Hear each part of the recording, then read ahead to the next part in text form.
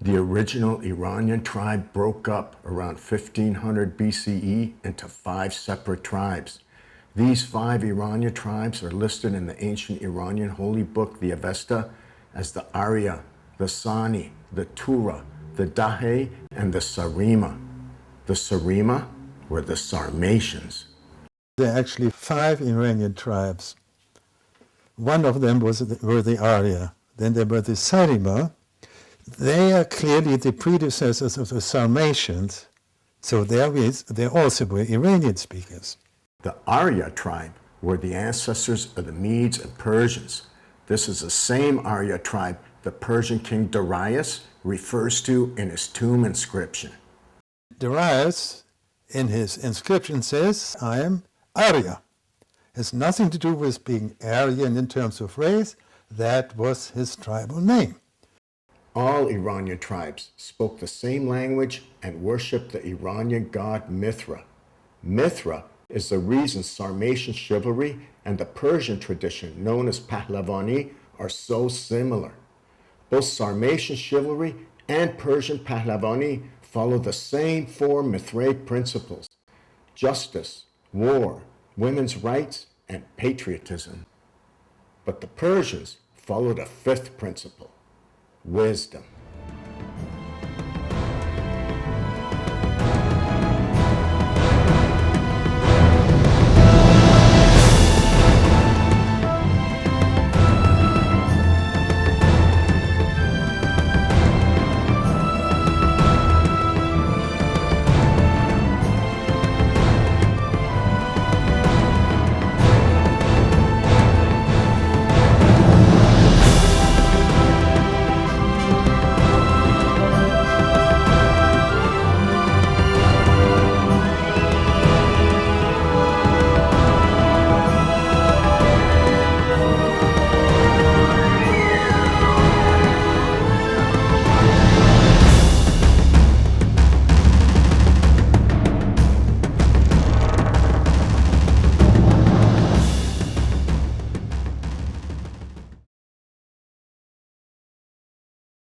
The first known people to ever call themselves Aryans was an archaeological culture known as Abashevo, just north of the Samara River in today's Russia. How do we know? Because the people who lived directly to the north of them, the Uralic people, referred to their southern neighbors as Aryans.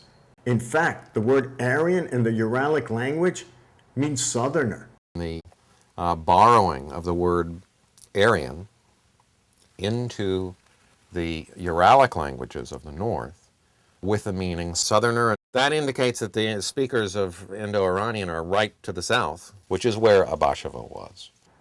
Abashevo was the last place where the Iranian people and Indic people spoke the same language, known as Indo-Iranian. In other words, the Indo-Iranians were the original Aryans. But Aryan was not the only word the Uralic people borrowed from the Indo-Iranians. The Uralic people also borrowed the Aryan word Asura, lord, which refers to a politically powerful person. As that, it was borrowed into Uralic, which implies that they were clients of Asuras in the south. Asura literally means Lord, but Lord did not yet mean God at Abashevo. In fact, the Aryan word for God was Deva. Devas were nature gods as well as war gods. War gods were especially popular among Aryans who were constantly at war with the Uralic people to the north. It was this northern part of Abashevo that would break away to become the powerful warrior culture known as Sintashta. There is a period of direct conflict, and that's reflected in the emergence of the Sintashta culture. Probably part of the violence that's going on there then at Sintashta, that's reflected in the development of new weapon technologies, like the chariot, and new projectile point types, new javelin types, and the extreme behavior of the chiefs. The Sintashta culture grew so powerful that it spread to the west of the Ural Mountains. This western branch of Sintashta is known as Potapivka. Potapivka, Sintashta. They're almost exactly alike.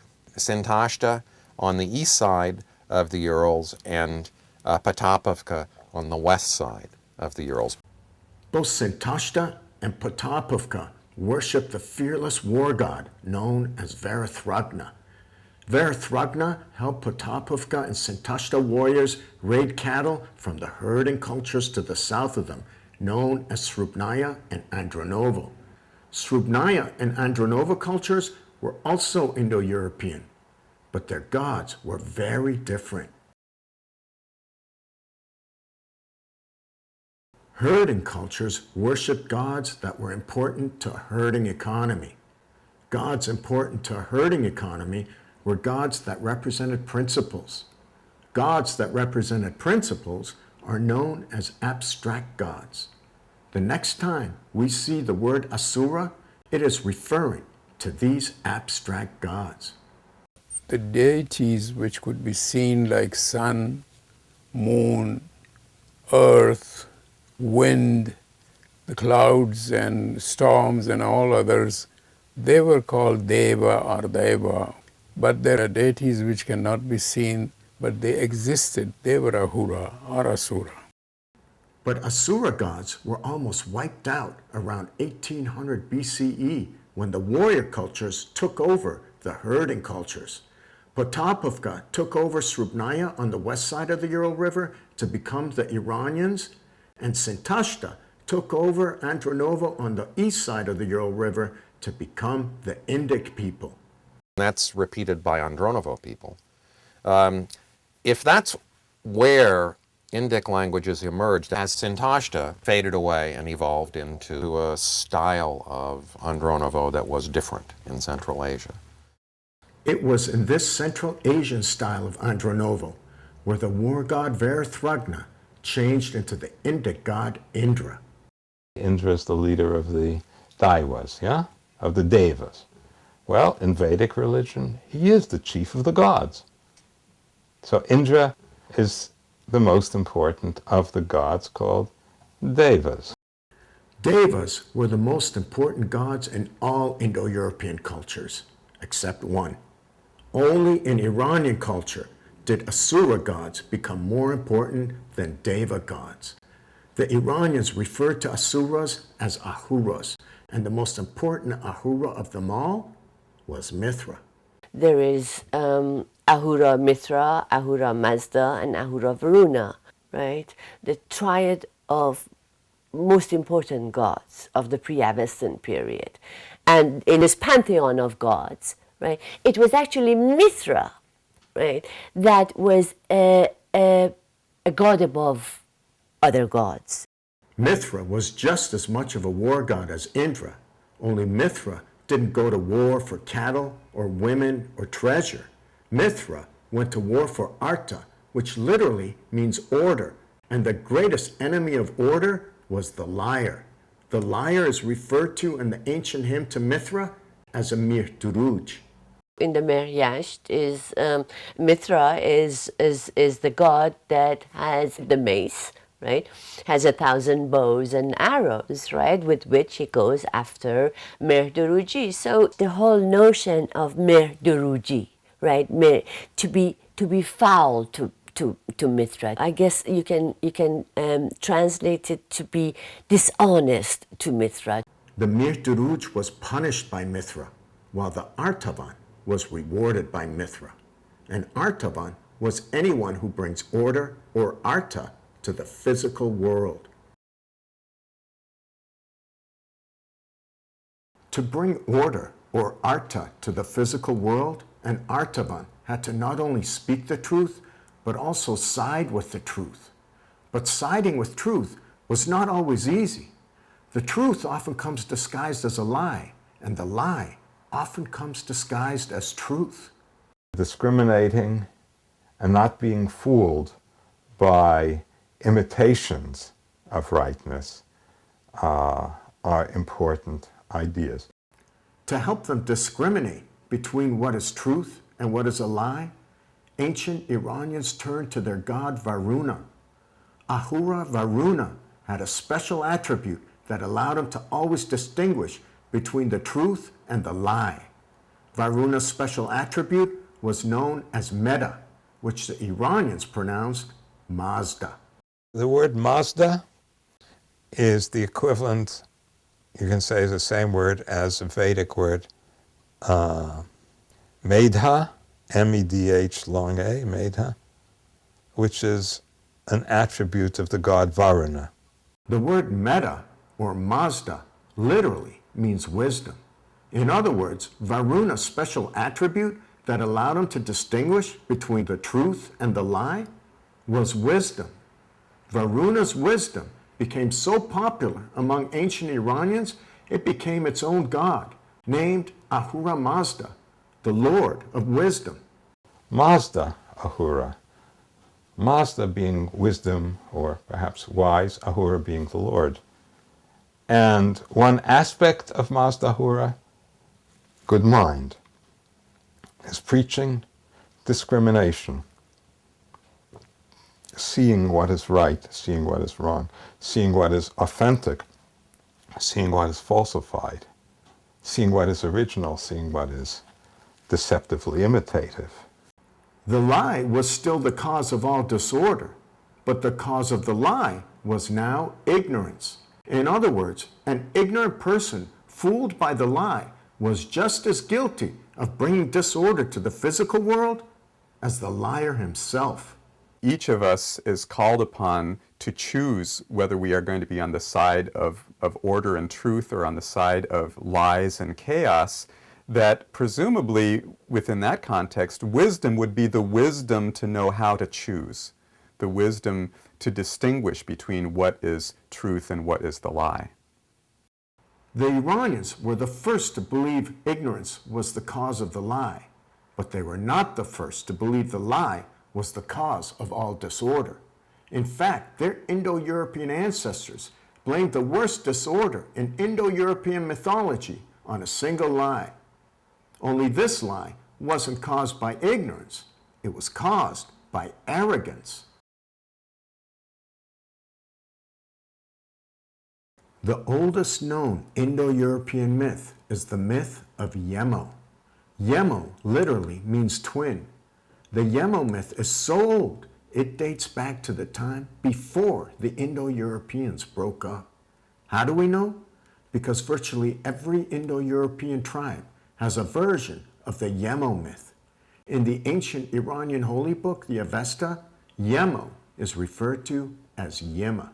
In the Avesta, he's called Yima. That's the Avestan linguistic variant of Yama in the Rig Veda. The word Yama means twin. There is a figure whose name means twin, Ymir, written Y-M-I-R, in Old Norse mythology. And probably the two twins, Romulus and what could have been Yemos instead of Remos, the myth of the twins. I mean, you have twin figures. Myth of twins goes back indeed to Indo-European. Yemo, or Yima, was the first mythical king of the Indo-European people. In fact, Yima is the same king who was later referred to as Jamshid in the Persian heroic epic known as the Shahnameh. Jamshid is Yima. Jam goes back to Yima, and the Shid part goes back to an ancient Iranian word chshaita, meaning probably bright, and he's called Yama chshaita in the Avesta. That gives you the name Jamshid. The myth of Yima, or Jamshid, commemorates the conversion of Indo-Europeans from being hunters of wild animals to becoming herders of domesticated cattle. Whatever was there before in the hunter-gatherer days was so totally transformed by the adoption of herding animals, of cattle and sheep, that they remade their myth about the origin of the world into a cow, a myth about a cow. The cow was the first animal sacrificed by the first priest, Manu. Manu, or man, was the twin brother of Yima. In fact, the Yima myth may be a justification for slaughtering domesticated cattle. That's a symbol or a reference to the first act of sacrifice. So man becomes the archetype for the priest who conducts the sacrifice, and twin, the archetype for the first king, as opposed to the priest. Even at this early stage, the separation between government and religion is clear. As twins, both king and priest were equally important, but their duties were separate. Together, Yima and Manu created the golden age of the Indo-European people. The golden age in myth, in the Indo-European myth, was the age of the twins. The golden age. That was the age when everything was good, there was no death. There was nothing wrong in the world, there was no sickness, there was no old age, there was no death. The world was full of people and cattle and bright blazing fires, and people populated, things got thriving, so that there were now so many people, the world had to be expanded. So Yima expanded the world with the help of the earth goddess. The Yima myth was a message straight from the gods, because it came from the place where the gods call home, the skies over the steppes of Eurasia. The sky is huge in the steppes, huge. I myself was doing archaeology in the steppes, and every day it's full of activity. Clouds going by and thunderstorms with lightning displays going on in them, and just glorious, glorious sunsets. And so I understood why all of the gods of the Indo-Europeans were in the sky. In many other parts of the world, they believed that the afterworld and many of the most important gods were chthonic, which means under the earth. And that's absolutely uncharacteristic of Indo-Europeans. It was from the midnight sky that the Yima myth was born. Yima is the same twin we see in the constellation known as Gemini. In fact, Gemini is the Latinized version of Yima. Ancient Indo-Europeans had two different calendars. There was a calendar of the year and a calendar of ages. The calendar of ages had the same 12 constellations as the calendar of the year. Only a constellation didn't represent a month. In the calendar of ages, a constellation represented 1,000 years. In other words, an age was 1,000 years long. So there are two cycles. It's the annual cycle, and then it's the daily cycle.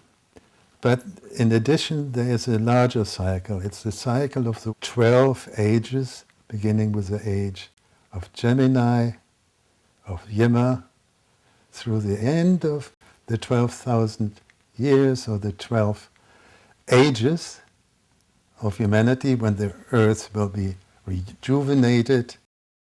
The first age in the calendar of ages was Gemini. The age of Gemini represented the golden age of Yima. The golden age of Yima, or Gemini, continued for 1,000 years until King Yima committed the gravest of sins. He lied. The story continues that Yima told some kind of lie. And as a result of that lie, Yima lost his immortality and death came into the world. So what was the lie Yima told? Yima claimed to be a god, but in Indo-European culture, humans could never be gods. This ancient god complex is known as Yima's hubris. The hubris of Yima was to think that he is divine, right? Whereas in fact he was not. This is merduruji par excellence, right? To think that you have divinity. It was this single lie that brought the golden age of Gemini to an end. The golden age of the Indo-European people would be followed by the dark age of the Indo-European people. That was a golden age.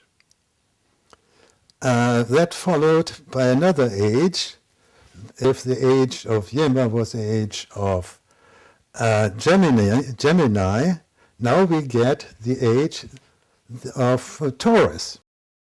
We get the age of Taurus because in the calendar of ages, the constellations turn the opposite direction from the calendar of the year. Taurus is the Latin word for bull, and the age of the bull, or Taurus, would be the dark age of disorder. Yima actually loses his divine glory, right? Because he becomes too self-absorbed. And therefore the realm sort of succumbs into disorder, and then this evil entity takes over. The evil entity that took over was the Serpent King, known as Ajidahaka. Ajidahaka is the same Serpent King, later known as Zahak in the Persian heroic epic, the Shahnameh.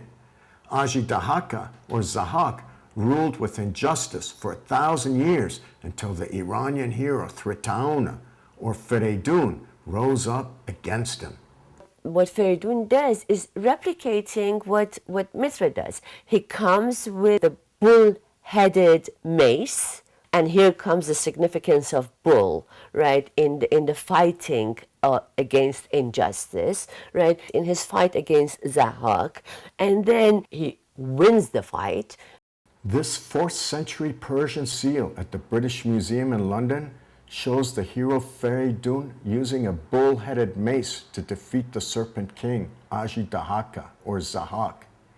With the end of the rule of Zahak, so came the end of the dark age of Taurus the bull. The end of the age of Taurus the bull was captured in another image of Feridun killing a bull. We have this imagery of Feridun riding atop a bull, which is basically a replica of the imagery of Taurus. And in some sort of Iranian versions of the myth, the bull is slain. Slaying the bull represents the slaying of the age of Taurus. In fact, ancient Iranians celebrated the end of the age of Taurus by killing a bull on the autumn equinox. Why? Because the autumn equinox was the first day of the month of Mithra, called Mithrakana, which is still known today as Mehregan. The month of the fall equinox is the month of Mithra.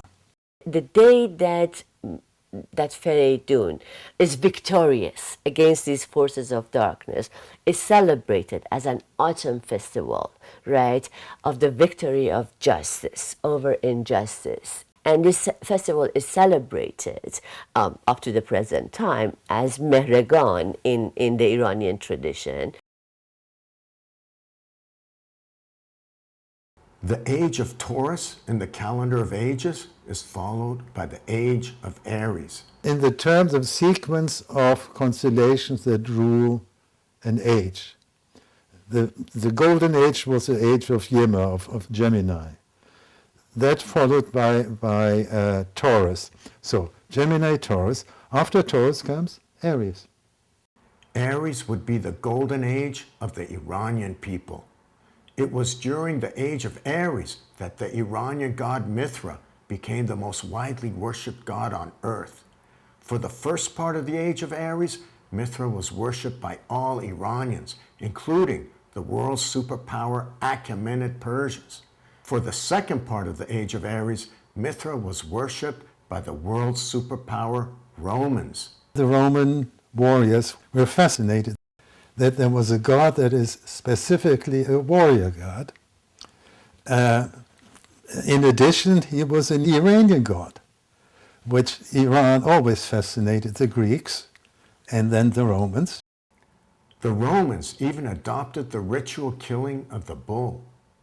The central rite in Roman Mithraism was the sacrifice of the bull, which, as we've seen, is a very, very ancient Iranian notion that's part of the mythological cosmogony among the Iranians. Except in Roman Mithraism, the bull was not killed by the hero Feridun. It was killed by the god Mithra himself.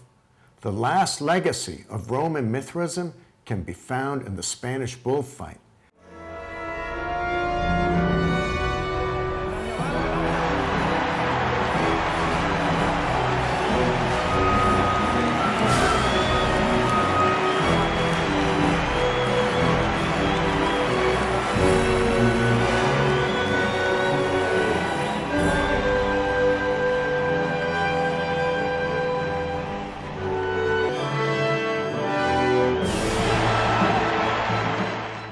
To this day, when the matador kills the bull, he is still killing the dark age of Taurus. The final, last remnant are, of course, the bullfights. The symbolism is that the bull is the age of Taurus.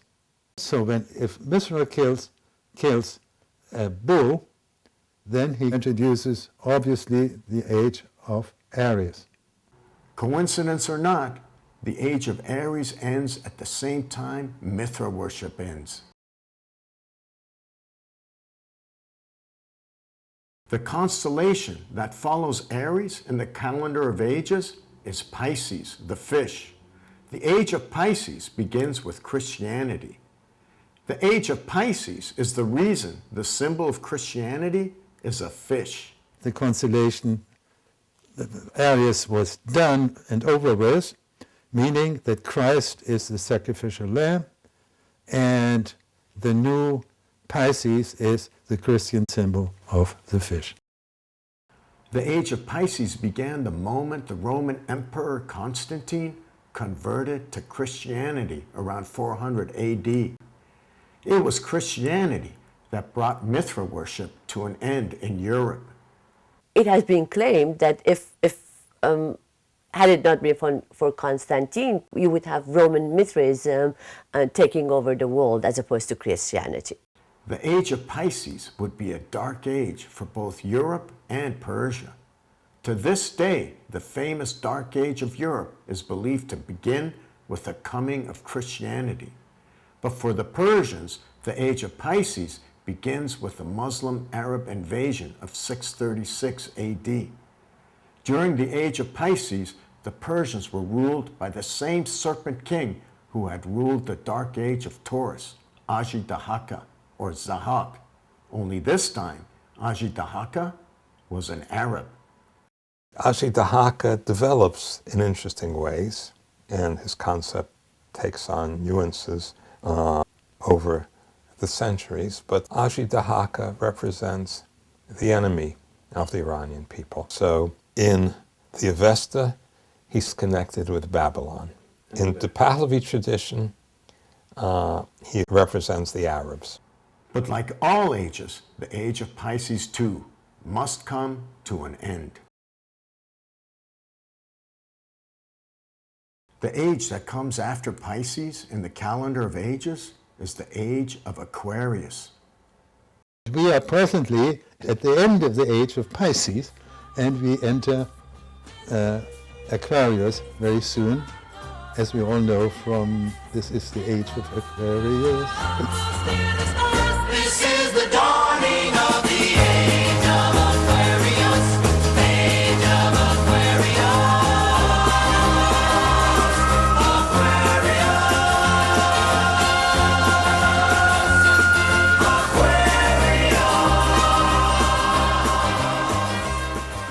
Those singers, those bands knew exactly what the reality of the sky is.